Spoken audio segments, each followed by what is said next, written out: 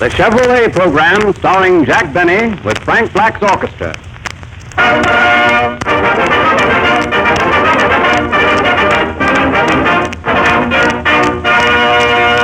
The orchestra opens the program with Tony's Wife.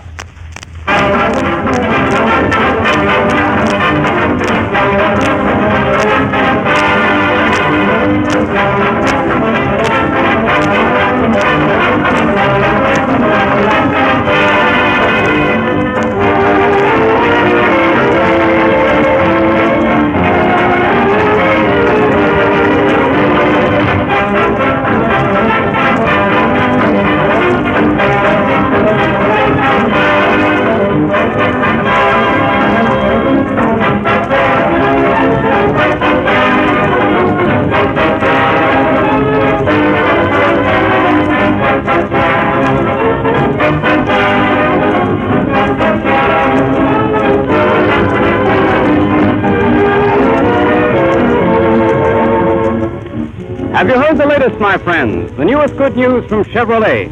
We'll talk about business being good. Just listen to this. Instead of sales going down, as car sales usually do at the end of the spring selling season, Chevrolet sales are still going up and up, way ahead of the same period in May, way ahead of the sales a year ago. Over 20,000 Chevrolets were delivered at retail the first 10 days of June. This is the first time since 1927 that sales in June have exceeded those in May. Every minute, night and day, someone is buying a Chevrolet. Well, ladies and gentlemen, it's the same old story, isn't it? You just can't keep the best car from leading, especially when that car has a Fisher hardwood and steel body, Fisher no-draft ventilation, a starterator, synchro mesh, freewheeling, the most economical engine in a low-priced car, and especially when it sells for as little as $445 FOB factory.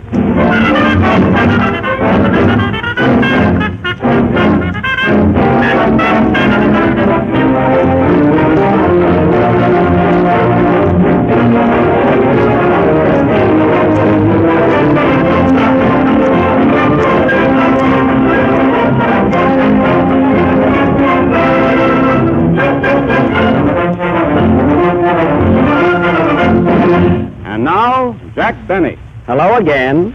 This is Jack Benny, the Earth Galloper, coming to you with all the late news events through the courtesy of, now get this, folks, through the courtesy of I Bought Her a Sandwich, So She Ate It Press.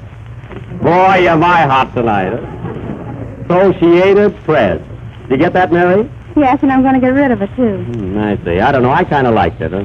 So She Ate It Press. Get it, Melvin? No, what is it? It's a joke. Oh, pardon me. Well, I'll start all over again, folks. Hello again. This is Jack Benny, the Earth Galloper, coming to you through the courtesy of the Daily Exterminator. All the news that splits the print. Here they are. Okay, let's go. A little late with the chord, but it's okay. Washington, D.C. Huh? President Roosevelt takes 2 weeks vacation, which will end June 30th. Vice President Garner's vacation will end in 1936. Paris, France. Russian prince weds 5 and 10 cent store heiress. To keep the money in the family, he buys the ring in her store. New York, New York. Jack Sharkey will fight Primo Carnera at Madison Square Bowl. When interviewed, Sharkey claimed he will not be able to hit high enough to foul Carnera. Fountain Lakes, New Jersey. Carnera training here with King Kong. During brief workout, one of Carnera's legs was found in Scranton, Pennsylvania. Cincinnati, Ohio. Man finds alcohol in 3.2 beer and is given key to the city. Highland, New Jersey. Nudist colony discovered here. During cold spell last week, nudists were seen wrapped in cellophane. Prosperity news, Detroit, Michigan. Big industries raise employees' wages 10%. When do I get a raise, Jack? When we're in Detroit, Mary. Hollywood, California. Roller skating fad hits Hollywood. Greta Garbo given ticket for parking her skates in front of a hydrant. London, England. Nations meet here to pay United States war debts. Poland acknowledges her debt in silver and sends us 4 dimes and a quarter. Finland sends us a fin. Belgium gives us 2 brass rings from a merry-go-round. And France gives us Chevalier. And Chevrolet gives you the biggest value for your money in the low-price field. But, Howard... But nothing. The Chevrolet has the Fisher no-draft. I know that, Howard. I know and that. And every 40 seconds of the day, someone buys a Chevrolet. Play, boys, play. There's no use arguing with Howard.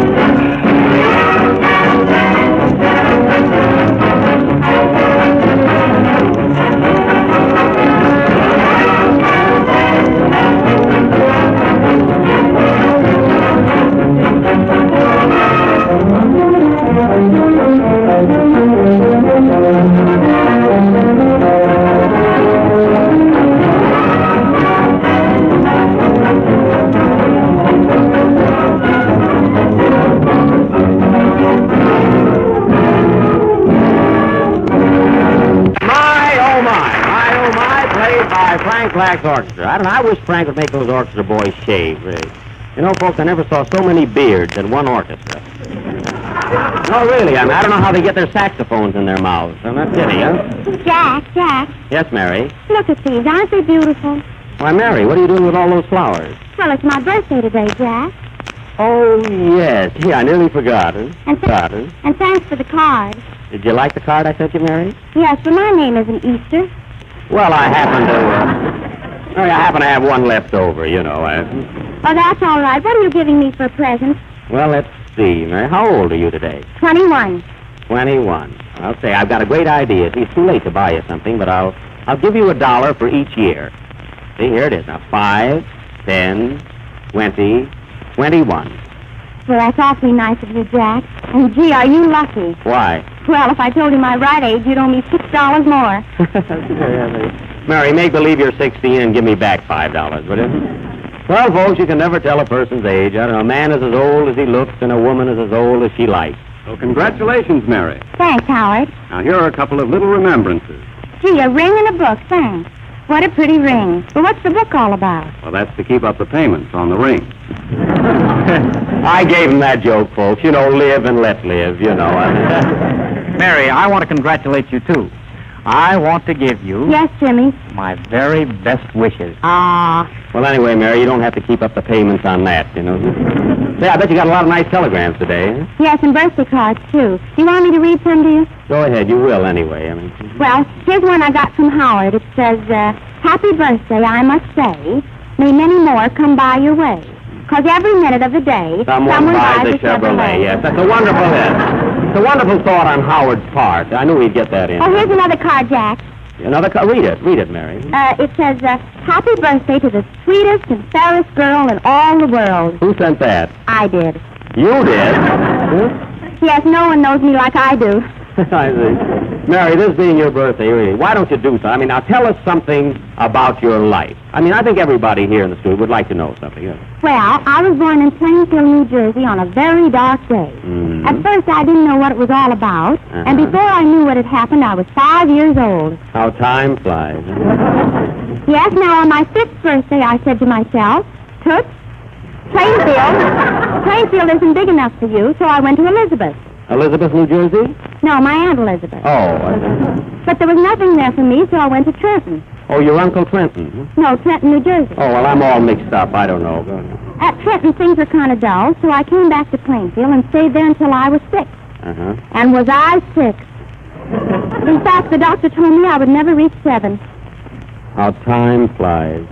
But 7 o'clock came, and then 8, and I ate and ate and ate until I was 9. Until you were 9, I see. And then what happened, huh? Then 10 came along, and we started our program.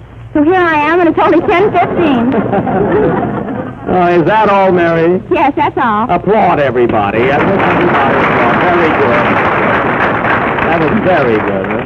That was very interesting, Mary. And now James Melton will sing Roses of Picardy. By the way, Jimmy, when did you first start to sing? Well, I was born in Georgia, and when I was 5 years old, I said to myself, Toots, this state is too small for you. So I came to New York and took singing lessons. Well, that's interesting, really, that is. Huh? Yes, I know. Well, tell me, Jack, when did you first become a master of ceremony? Well, Jimmy, I was born in the United States, you see.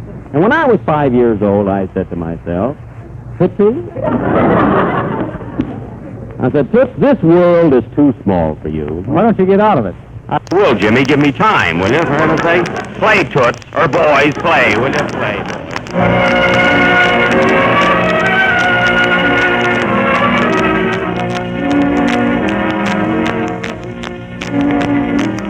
He is watching by the poplar, holding earth with a sea blue eye. He is watching and longing and waiting, where the long white roadway lies, and the sun turns in the silence as the wind in the boughs above. He listens and stops and trembles.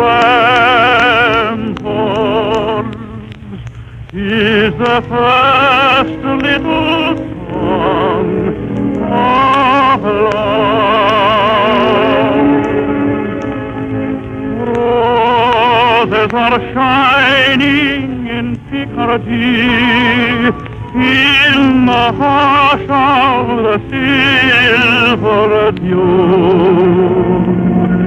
Roses are flowering in Picardy, but there's never a rose like you. And the roses will die with the summertime, and the roads may be far apart, but there's one rose that dies not in Picardy. Is the rose that I keep in my heart.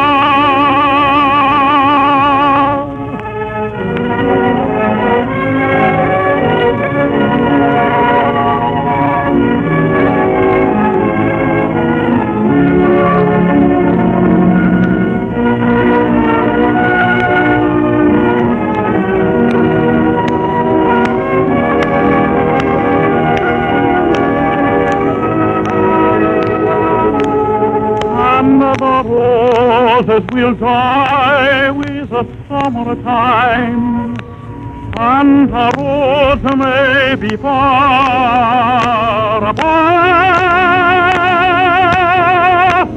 but there's one rose that dies not in Picardy.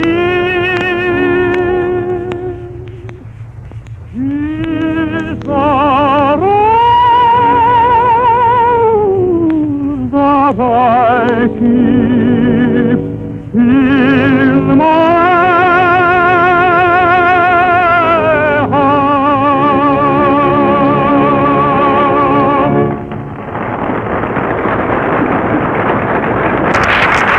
Folks, that was James Melton singing Roses of Picardy, dedicated to the American Legion, who will meet at their greatest of conventions in Chicago on October 2nd. Hooray! Don't worry, folks. Don't worry about all this noise. It's just a little banquet we're having here tonight. You know, this is our last program until the fall, and we're all celebrating. What a crowd, what gowns, what wraps, and what saps. Everybody's here, and they're all in evening clothes. What celebrities.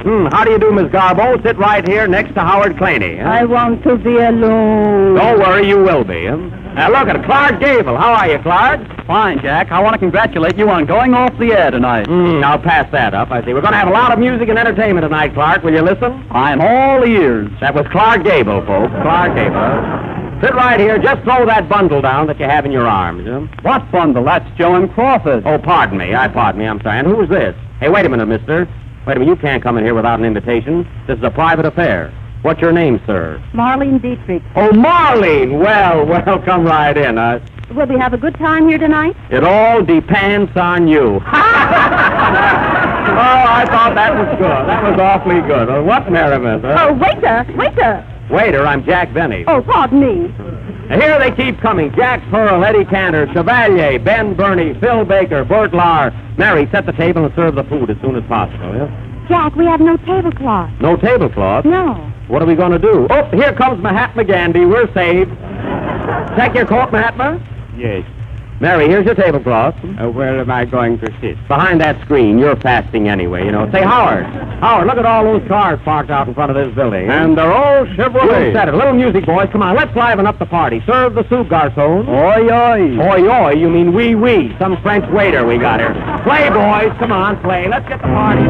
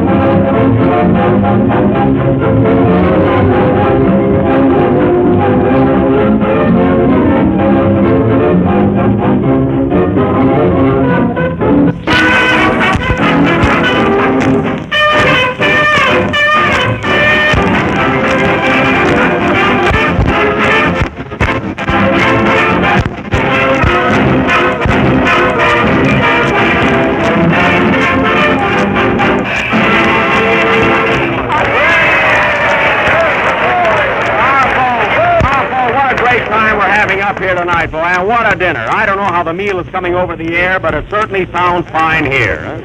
Mary, pass the asparagus. Where is it? Right in front of you. Those are my gloves. Well, keep them off the table, will you? I want everybody to have a good time. Pitch right into the food. How are you doing, Miss Garbo? Fine. I think I stay here. Well, that's a compliment, huh?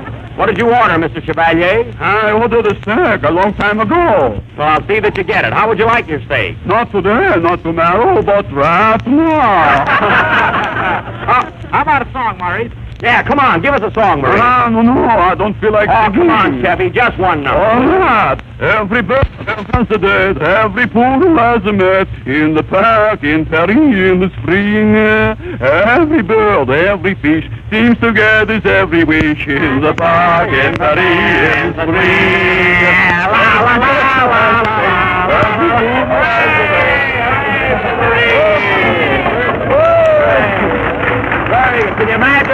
Can you imagine, folks, every minute of the day someone falls for Chevalier.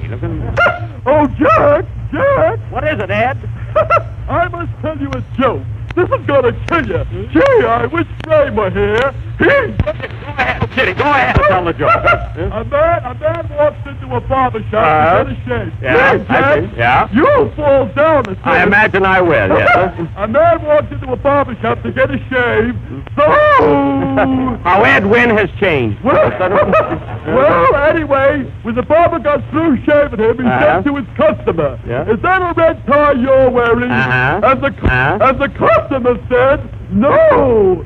So the barber said, "Well, then I must have cut your throat."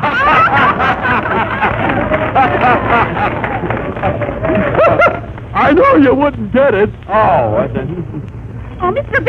Binney, what will I serve now? serve the breaded veal chops, Bridget. Huh? We have no beer chops. Well, then just serve the bread, you know. Anyway, I think we ought to have a little entertainment. What do you Let's say? hear from Mary Livingstone. That's right, a few words from Mary. Come on, Mary, say something. What do you think? Come on, Mary. Will you? Mary Livingstone. Mary Livingstone. Well, folks, this is certainly a surprise to me. So I only rehearsed 2 days. That's all right, Mary. So just make a little speech, you know. Well, I was born in Plainfield, New Jersey on a very dark day. When I was 5 years old, I said to myself, Toots. And now that we've heard from Mary Livingstone, let's hear from that great artist sitting right here at this table, Freddie Allen. Hooray! Get Freddie Allen. Huh? Come on, what do you got to say, Freddie? Hello, folks. All I want to say is that I'm enjoying the banquet here tonight very much. It was only a one-course dinner, then all I have at night is coffee anyway. But as you have no coffee, we're all even. Say, Freddie, didn't Walter Winchell show up tonight? Sure, there he is, sitting over there in the corner. Well, let's hear from that great psychic, a man that gives you past performances of lovers the same as you get on horses. The one and only Walter Winchell. Okay, Walter. Okay, America, let's go, flash. There's no truth to report that Dickie Moore is that way about lollipops. When grilled, he said it was ice cream cones, and they will be melted in June. Flash, you can sit right down any time now, Walter. I get it. This is Mrs. Winchell's little boy, Walter, signing off. Hello, little boy. Please, why don't you come up You know why. Why? Because potatoes are cheaper and cribs are much cheaper. Oh, now. Now, wait a minute. Are you Winchell or Candor? Who are you? It makes no difference to me. I can do them all. Quiet, you're crabbing the program. Mr. Binney, what do you want me to serve now? The strawberry shortcake. Sure, and we have no strawberry shortcake. Well, what have you got in the kitchen? Roaches. Well, never mind. I'll tell a story. It's a fine thing to bring up at a banquet. That's certainly swell, eh? Fine thing. Hey, Jack, how about a word or two from Al Smith? Al Smith! That's right. Come on.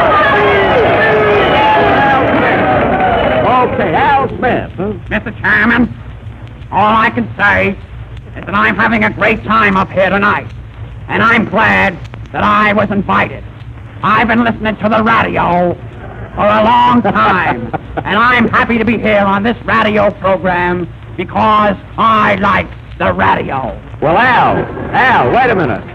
Al, do you ever listen to the radio? I like that, too. You do, eh? Well, listen. Now, what do you think of the Chevrolet? It's the finest car on the market. Well, don't get sore about it. What's the idea? I mean, just say so, you know.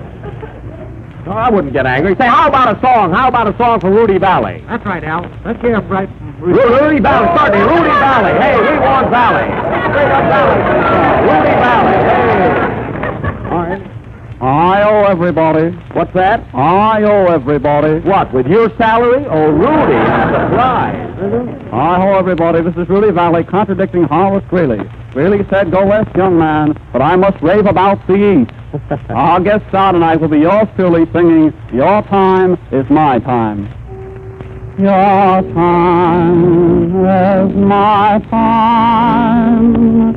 Your time is my time. There's no time like our time, and no one like you.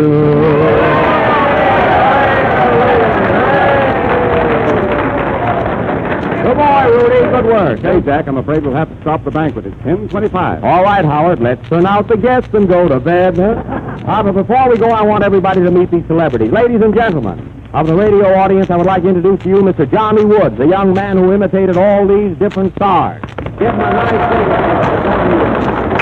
Okay, let's have a little music now. That is well time. A little music. Play, boys, play.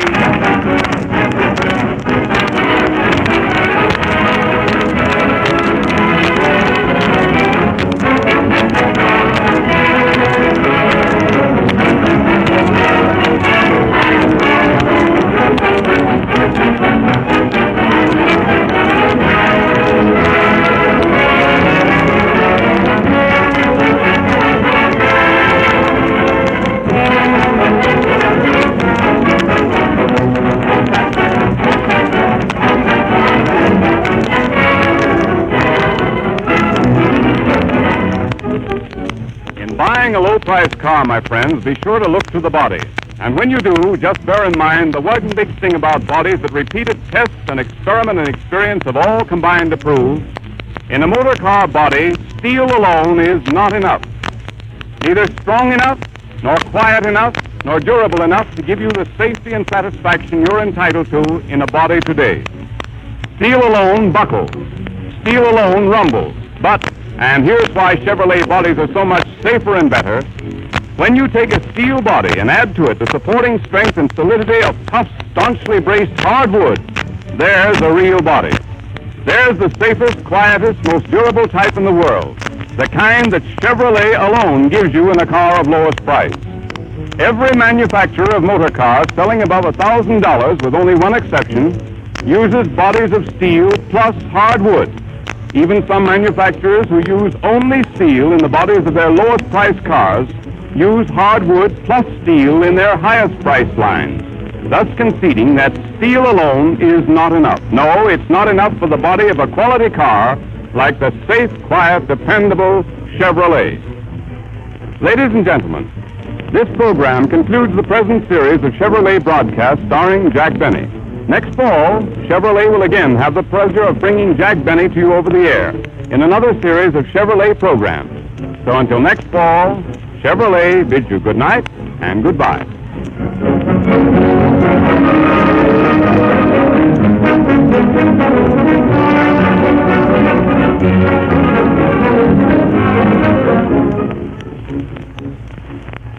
Well, folks, that was the last number of the last Chevrolet program until the fall.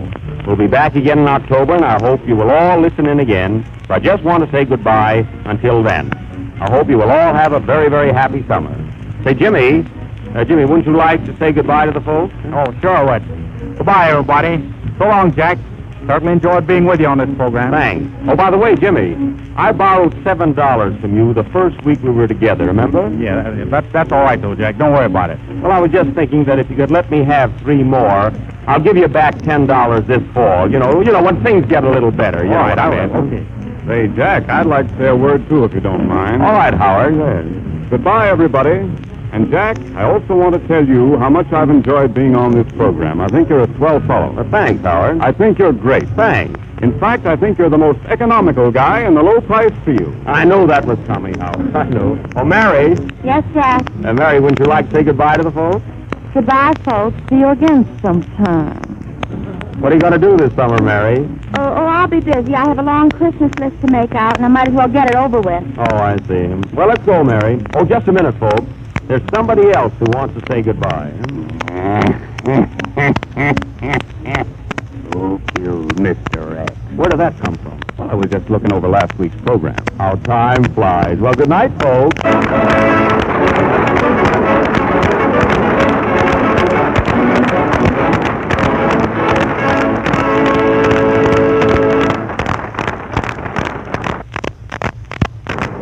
This is the National Broadcasting Company.